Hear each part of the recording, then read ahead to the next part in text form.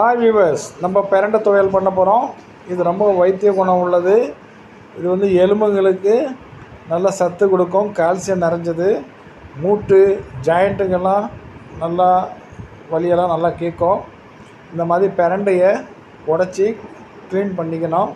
இந்த பாருங்கள், கணுவாக இருக்குது பாருங்கள், அதுதான் உடம்புல இருக்கிற மூட்டுங்களுக்கெல்லாம் நல்லா வேலை செய்யும்.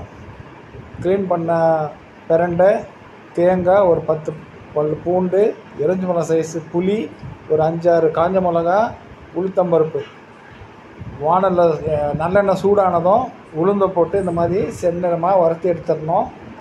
இது பாருங்கள், கறிக்கிடக்கூடாது. வறுத்து எடுத்து ஒரு மிக்ஸி ஜாரில் போட்டு அந்த காஞ்ச மிளகாவையும் இந்த மாதிரி லேசாக வறுத்து எடுத்து அது மிக்ஸி ஜாரில் போட்டு அரைச்சிடணும். அரைச்சி அப்படியே தனியாக வைங்க. அடுத்து பூண்டு பல் போட்டு அதே எண்ணெயில் தேங்காவையும் அந்த புளியும் போட்டு வதக்குவோம். இது பாருங்கள். அப்புறம் க்ளீன் பண்ண பிரண்டையும் போட்டு நல்லா வதக்கணும். தேவையான அளவு உப்பு போட்டுக்கணும். பிரண்டை வந்து கொஞ்சம் அரிப்பு தன்மை உள்ளது, அதனால் நல்லா வதக்கணும். அந்த மாதிரி நல்லா வதக்கணும்.